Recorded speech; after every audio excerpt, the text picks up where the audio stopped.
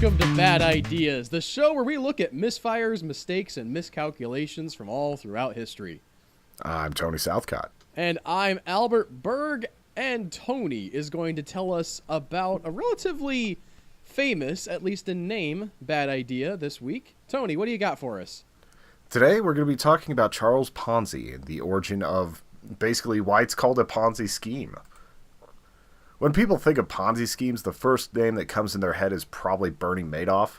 They remember headlines about billions of dollars being torn from the hands of hardworking people from a supposed financial genius. It was a scam that lasted 50-some years, and they started hearing the term Ponzi scheme over and over and over again. But a lot of people don't actually know what a Ponzi scheme is. People had pipe dreams that 15% returns, even in a recession, could continue, and this just wasn't the case. Madoff, however, was not the first major perpetrator of the rob Peter to pay Paul scam in the United States, and he surely wouldn't be the last. In the early 20th century, an Italian immigrant named Charles Ponzi made a scheme so large this type of fraud would forever bear his name. Ponzi laid out an irresistible offer to his marks, 50% profit on your investment in 45 days. All you had to do was buy a Ponzi note, wait 45 days, come back, and have the massive profits. Most of the initial investors would immediately reinvest this money to get another 50% on top of that, essentially going 100% in 90 days. Well, how does... Wait. So how does it... This sounds pretty good to me, Tony. Where's the bad idea? I want my 100% in 90 days. I give you $100, I get $100 back. That's not a bad idea.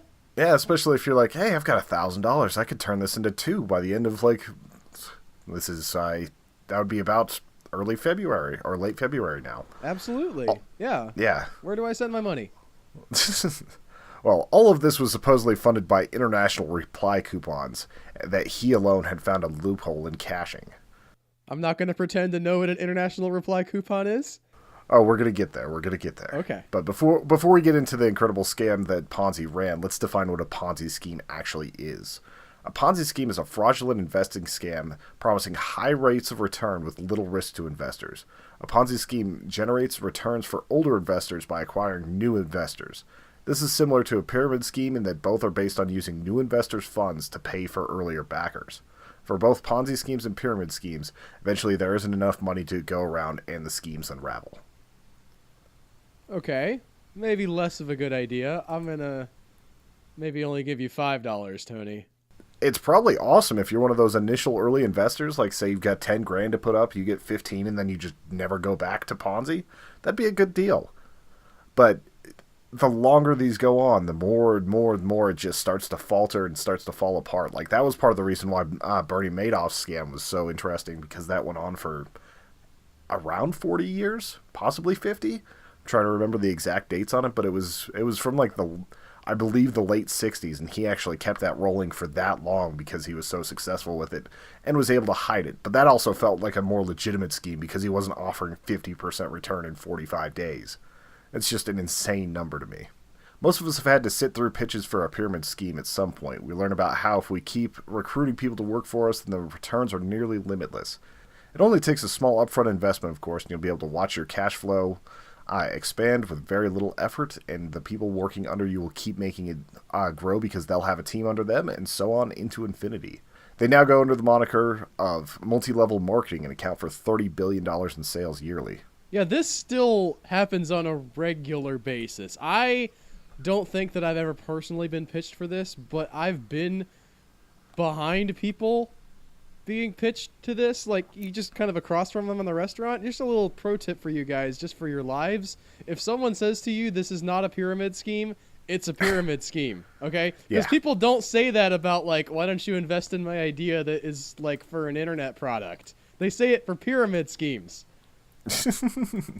Yeah, with pyramid schemes, like they try to say it's multi-level marketing where you just but even when they're showing you the chart, it's literally shaped like a pyramid when they say it's not one. And there's a lot of companies that kind of fall into this. Pyramid schemes are illegal in the U.S., so they have to be very careful how they word it, and they have to make sure that they're actually selling something. It's not like a Ponzi scheme where you're getting a note. Like a lot of times you can get essential oils or things like that. There's a lot of different a lot of health types products that do this as well. A lot of health products, like juices, like all sorts of different things. Like you can find a pyramid scheme for almost anything, even if it's just selling like timeshares and random stuff like that. When they pay out exorbitant rates of interest, it comes from a giant pool of cash from other investors, not from actual yields or actual sales. That's the big difference between a Ponzi and a pyramid scheme. At least with modern pyramid schemes, there is usually a product to show for it, even if most people inside of it end up having a garage filled with stuff they'll never use. And so you can understand kind of how this would work, right? Because you go to the bank, you put your money in the bank. The bank doesn't just put your money in a hole and sit on it. Like, it gets invested and moved around and stuff. And when you go to pull it out, you may be able to pull out of your money, but they don't have everybody's money sitting there at the bank. Ponzi just takes that to the next level and says, well, yeah, anytime somebody asks for it, I'll give them the investment that they say that I told them that they were making. But as long as people keep putting money in the pot, then I'll be golden. Yep, and that's basically what he was relying on. And the interest rate was so high that most people just wanted to keep rolling over their money, so they didn't actually ask to get it out.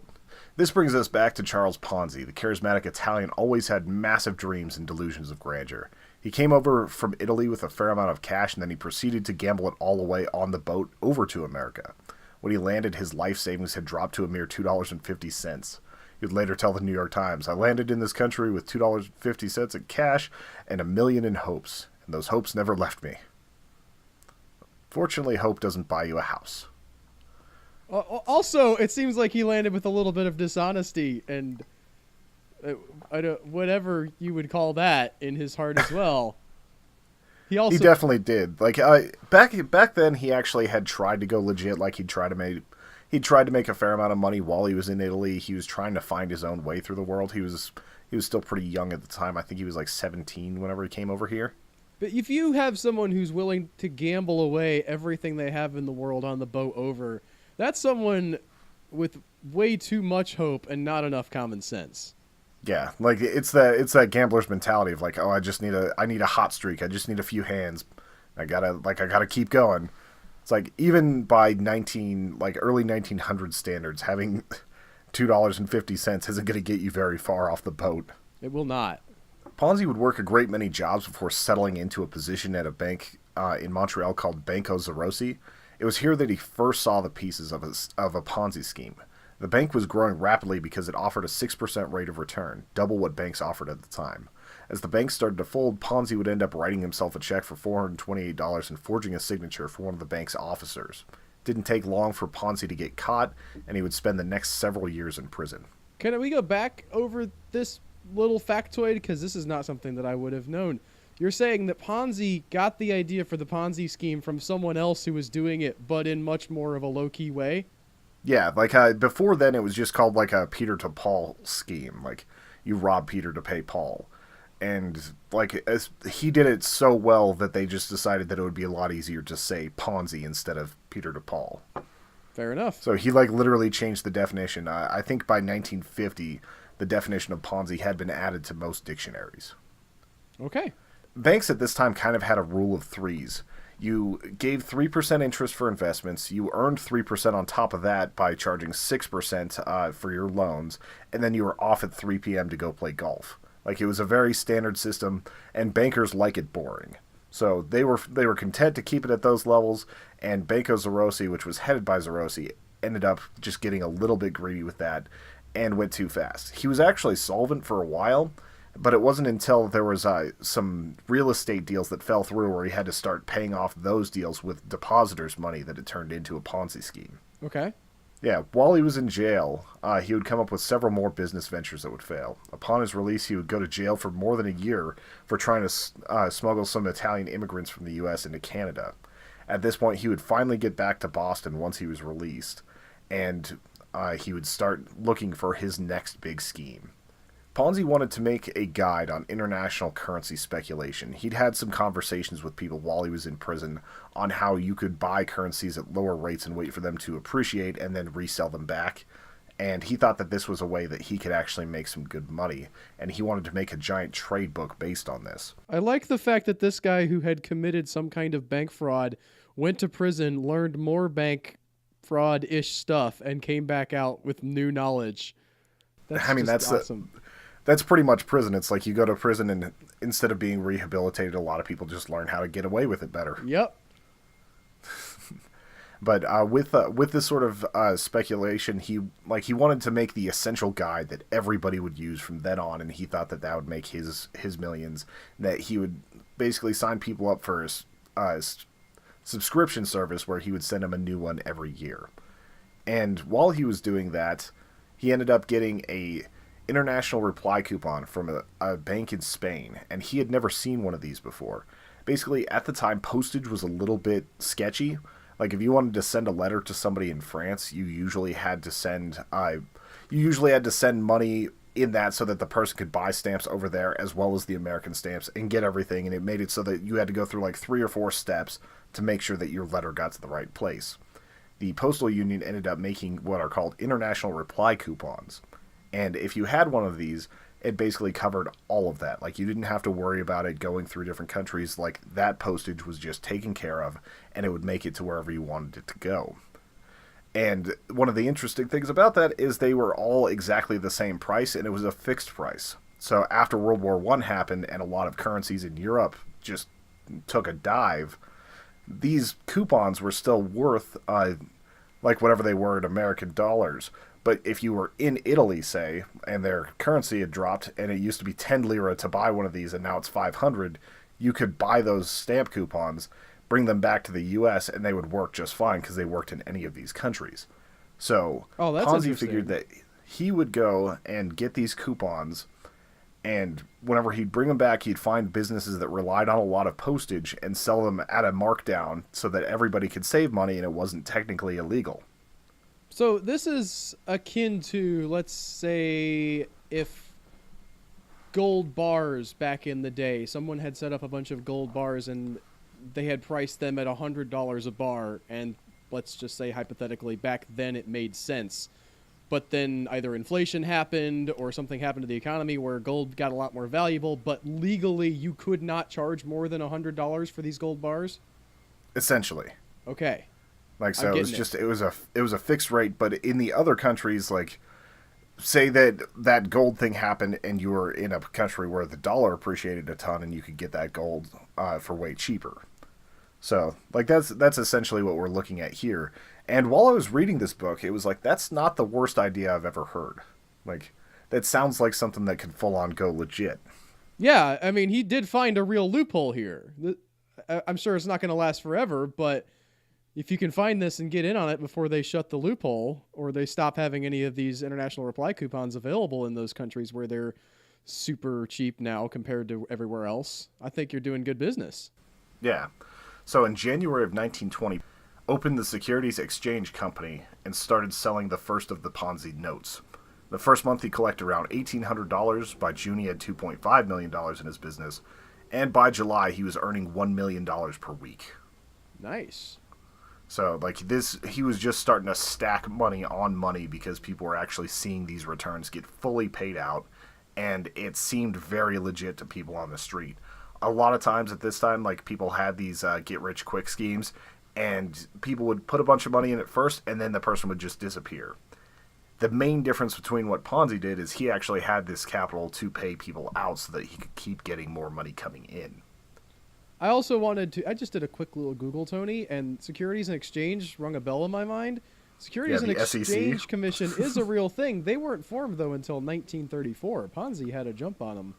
Yeah, so I kind of wondered if they picked that particular acronym because it was kind of a counter to Ponzi.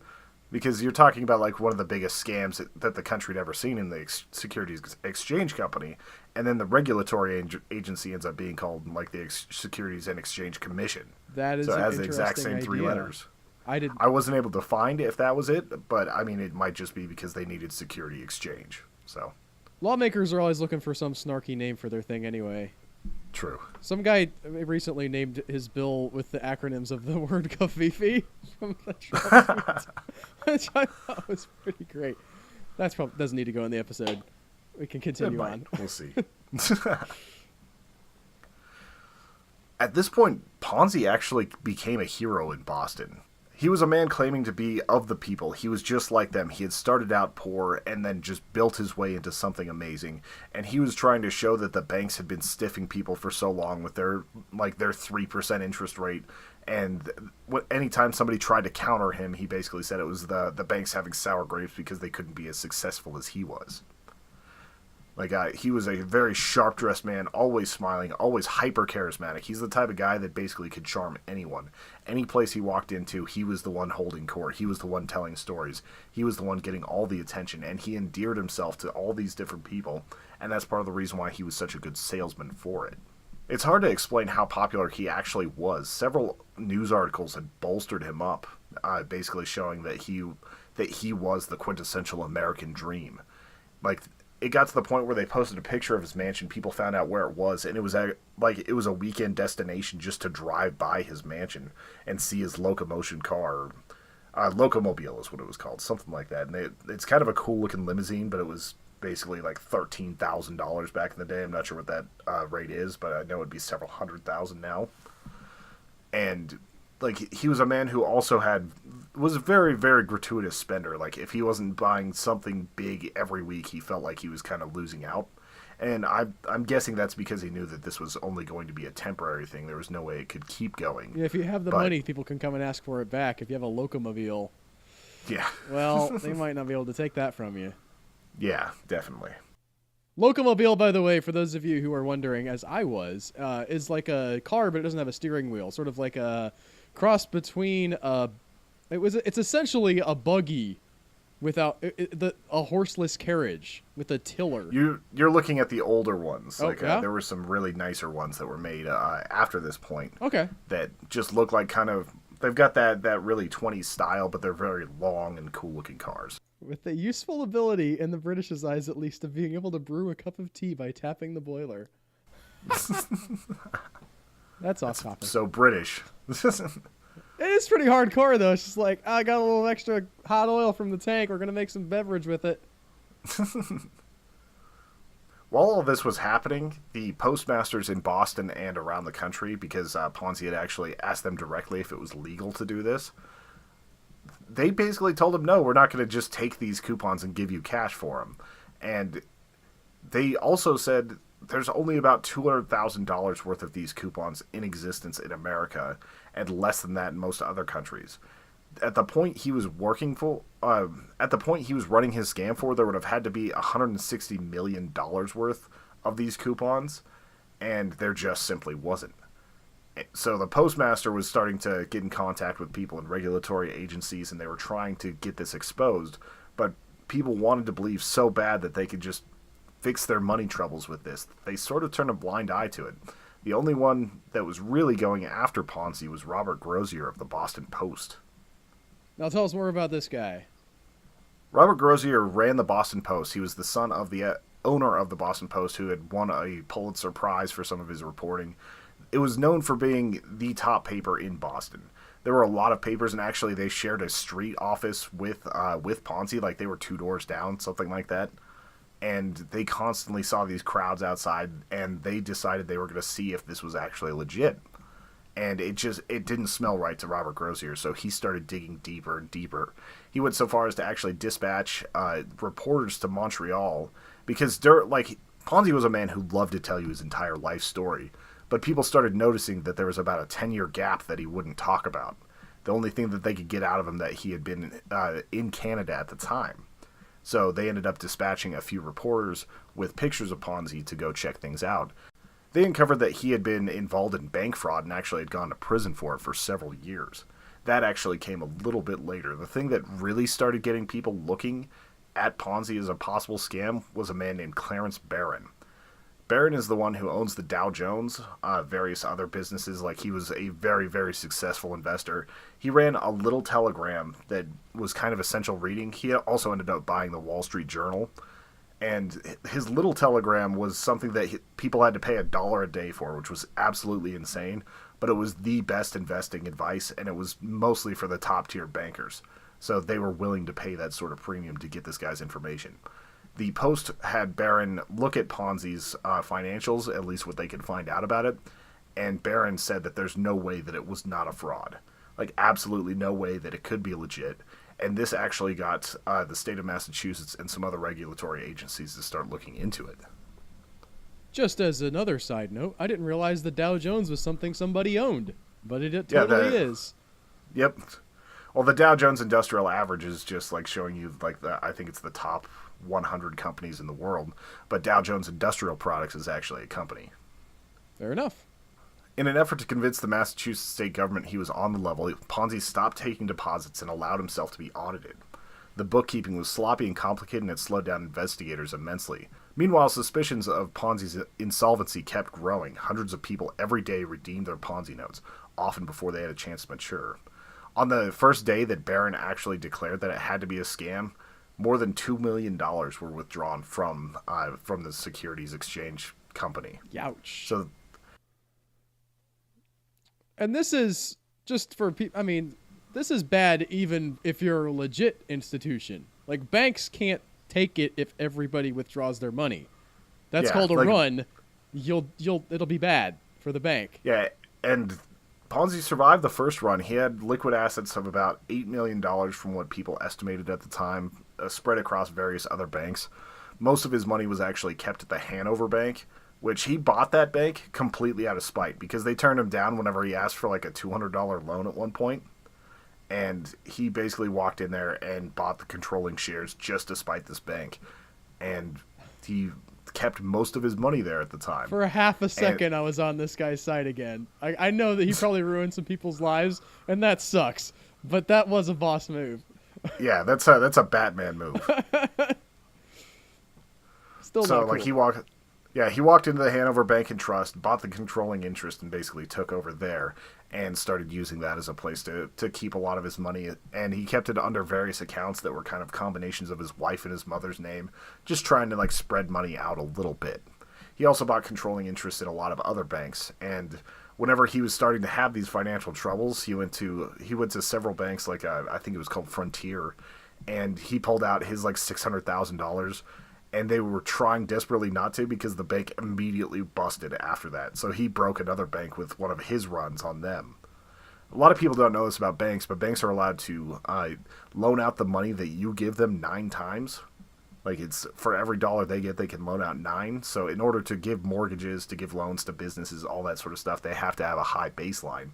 And if they have too many liabilities and people draw too much cash, that can completely ruin a bank.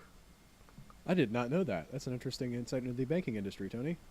Yeah, and part of the financial crisis that we went through in 2008, banks were loaning out 18 to 21 times for every dollar, going against what was legal, which is 9 times. And it's still crazy to me that you can loan a single dollar out 9 times. At the same time, I assume. Like, it doesn't make sense to me. But, like, Bank of America, I think, was at, like, 18 times, things like that. So that's the reason why there was more regulation put in place after the 2008 bubble.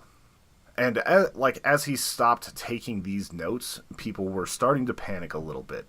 The lines were so long that it was like they had to have Pinkertons come in and actually keep the peace along with police officers. And there were scalpers outside in this 90-degree heat as people were waiting hours and hours and hours for a chance to redeem their money. And they would buy the coupons for 90% value, 80% value. The worse the news got about Ponzi, the lower it dropped. There were people just trying to make sure that they got anything back. And some of them actually thought that Ponzi was on the level. They didn't think that he would open himself to being audited if he wasn't. They thought that like all the stuff that he was saying was completely true, and they would go. And one guy in particular bought about $7,000 of these notes just to make sure that they would mature on time and that he would get it because people didn't want to wait in line and they didn't know if there'd be money by the time they got to the front of the line. I have to say, in this guy's defense, and you mentioned this earlier, a lesser man or a man maybe with fewer roots in the community would have taken as much of this as possible, and as soon as things started to go south, would have bounced out of town. He gave these refunds for as long as he still had money. Yeah, and part of that was he had ambitions of going legit. Like, whenever he started, he thought he would go legit with the coupons and he would put this money out there. When that didn't work, like, he decided that he had to do the Ponzi scheme thing. At this point, he thought that he was going to be able to raise enough money to buy a bunch of steamships that were left over from World War I, and his goal was to become a shipping magnate. Like, he wanted to be like the guy in America that was running like shipping between Europe, between Europe and the Americas. He thought that he would be able to do that based on the investments, and he actually had what looked like a decent business plan. If he would have had maybe another 6 months here, he might have actually been able to go legit. And he would have gotten away with it, too, if it hadn't been for you meddling newspaper men. Pretty much. And so, like, that was his big goal. And I can never tell if this is, like, sociopathic tendencies where he's got such high delusions of grandeur that he thought no matter what he could make it work, or if he was truly trying to scam people. Apparently, on his, like, deathbed confession, he said that he was just playing with other people's money. But, like, that hasn't been that well confirmed. I think that he just thought he was that good of a businessman, especially with how he handled himself and everything else, that he always thought he could talk his way out and get through everything. Oh, well. That didn't work out for him. At this point, he was being interviewed by reporters every day. Like, every day they met at 2 o'clock, and he would go out there. He would be his charming self, always smiling ear to ear, very easygoing. And, like, he would make fun of the newspapers like the Post, because all the other newspapers were kind of trying to scalp a little bit of business from the Post. So they were actually propping Ponzi up, while almost every day there were headlines going against Ponzi's insolvency from the Post. It was kind of an interesting thing where these papers wanted a cut, so they were trying to go with the people that wanted to support him. At this point, things only got worse when the SEC's PR man, McMasters, went to the Boston Post with documents showing that Ponzi was in fact a fraud. Oh, stabbed in the back. McMasters! Yeah, McMasters was also like Calvin Coolidge's like PR guy, like all these others, so he was a very well popular known guy, and he only worked with Ponzi for like a couple weeks before like taking these papers straight to the Boston Post. McMasters. Even after printing these allegations, Why? people wanted to believe. Amidst the panic masses trying to get their money, there were still throngs of people trying to get into the door to invest. They were bringing cash in and being turned away. Which still surprises me. Like, I know he's in the middle of an audit, but you'd think him knowing that there's a very limited timeline here, you'd think he'd have found a way to let people, like, invest so he could keep it going for just a little bit longer. Yeah. People want to believe in a thing like this. I mean, if I heard about it, like, I would want to, but I would hope that I'd have enough common sense to know that it's just a scam. Like, if something's too good to be true, it very rarely is. If it's too good to be true, it is, usually, I think is what you mean. Yeah. I heard that there was an interesting podcast I listened to. I think it was Tell Me Something I Don't Know, where there was an audience, and the gentleman asked the audience a question. He said, asked them about 3 different types of investments. One of them was high risk, high reward, right, potentially. The other one was low risk, but low interest rate. And the other one was high return, low risk. And everybody took the high return, low risk ones, like 10% per year with, very little risk of losing your money. And he says, well, you guys all just fell for a Ponzi scheme because that doesn't exist. You cannot get that. You all know that doesn't exist, but you still pick the bad one. Yeah, pretty much. And that's, unless there's actual drug money being involved, you're not going to get those sorts of, rates of return. Yep. I mean, investment can be fabulously profitable, but there's no guarantee. Yeah. It's like the people who invested early in Amazon. Like, they definitely got their payments and everything, but that's much more But there's rare. some other new thing that started up this week that is going to ask somebody for money, and who knows what they're going to turn into. Probably nothing, and those guys are going to lose their shirts. Patreon.com/Human Echoes. That hit a little too close to home, Tony. But yes, do chip in there. Anyway. That's not an investment. You're just giving us money. That's true. There is no return on that other than entertainment. And really, that's what this is all And about. good feelings. Yes, good feelings. In order to pay off these debts, Ponzi had to go to some hidden accounts of various banks, and he bounced a few checks. Oh, no. On August 11th, it came crashing down for Ponzi. First, the Post came out with a front-page story about his activities in Montreal 13 years earlier, including his forgery conviction and Sarkozy's scandal-ridden bank. It also had pictures of his mugshots, like both mugshots, right on the front page. That's That afternoon, also, Bank Commissioner Allen seized Hanover Trust due to numerous irregularities. The commissioner thus inadvertently foiled Ponzi's plan to borrow funds from the bank vaults as a last resort in the event all other efforts to obtain funds failed. Oh yeah, I forgot to mention that he was planning to rob the bank that he owned so that he could show them that there were liquid assets at his other business. like physically go in there with like a mask and like hold the place I up.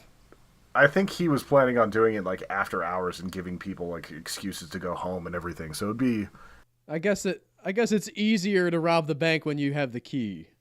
yeah, yeah, but it's still a huge problem, and there were so many things that could go wrong with it. But he had planned to bring $3 or $4 million in cash from that bank to his shop to show that he actually had the money to pay these people off. And at this point, Allen, the bank commissioner, basically shut down that entire bank and seized its assets or froze its assets until they were later seized. So why doesn't this work, Tony? Why is this a bad idea, as if we needed to be told? Oh, this is one of the clearer bad ideas we've ever had. Like, it's essentially just theft in a way that's not sustainable. Like, it's bad enough to steal things. It's worse to get people to invest their life savings and give them hope of like an excellent return, and then just take the money from them. Yeah, I was gonna say Like, for Ponzi, this was just a crime. I mean, crime might be a bad idea, sort of in general, but getting something for nothing is, and take it if you're willing to take it from people. That's just immoral. The real bad idea here is from the people who invested and kept investing and kept investing. yeah, it's like whenever you've got like a finite pool of resources and like you just keep on thinking that it's just going to keep coming back and keep coming back, like it just doesn't make sense that you could make that much. Especially because Ponzi never revealed who was buying these coupons. He kept using that whole like, oh, I'm selling these coupons, the IRC coupons, over and over and over again. But they never once had evidence that he ever sold any. He had boxes of them lying around, which was like to convince regulators that he actually was legit about it. But he never once was able to find a buyer because people didn't care that much about saving a few cents on postage. That's that's funny. Like, I feel like if he would have done it right and he just did it for himself, he might have eventually been able to find a postal buyer and like just get a few $1,000s here, a few $1,000s there, and maybe work into another company. But his dreams were just a little bit too lofty, and it kept him from being able to do anything reasonable. Everything just kind of spiraled out of control, and he lived the high life for about 8 months, and like that was it. He didn't get to Bernie Madoff it, where he lived an entire life like as a billionaire. Still, 8 months is probably better than most of us are gonna get. Yeah, and like after this, he ended up going to prison for like 3.5 years, and then did another stint because the state of Massachusetts waited for him to get out before tagging him with their larceny charges. He didn't have a very good life after this point. There was a time where he moved to Florida and was trying to give people 200% return on their investment because he was so desperate for startup money, and people just kind of saw through it this time. At 200%, yeah, I would. Yes, yeah, Yeah, it's like that's higher than loan shark rates. that's bad. Yeah. Like, basically, he was just trying to buy, like, an acre of land, or thousands of acres of land in, like, swamp-ridden Jacksonville, like, the bad parts of the swamps, and was planning to turn it into, like, 10 houses per acre and just all this other stuff. And it was a very ill-conceived plan, and he was just getting desperate. Eventually, he would get deported. He went back to Italy, and then worked for an airline for a little bit, ended up in Brazil, and kind of died alone down there. So, you've talked extensively about this. You mentioned that you'd read a book. Is there more extended reading people could do on this topic if they're interested? There's a lot of different books that are out there on Ponzi. He even put out his own autobiography. I'm not 100% sure if that's worth reading. It might be fascinating to get his take on everything. It's just called The Rise of Ponzi, and it was written in his 50s after he had fallen terribly. So it would be interesting to see his perspective on it. The book that I ended up reading was Ponzi's Scheme, The True Story of a Financial Legend by Mitchell Zukoff. There are several books on this topic, but that's the one that I read. Some people might find parts of it kind of dry, but I'm always intrigued by like this sort of like and then it got worse type situation. So it was a really fascinating book. Like, I did it on Audible, so it was about 12 hours, something like that. Decent sized book. And yeah, I would recommend checking this out. if you want to read like one that'll make you very, very sad, read books on Bernie Madoff. But Ponzi, just because he had so much moxie and because it only lasted for so long, it's a little bit more interesting, a little more palatable. It won't bring you down quite so bad.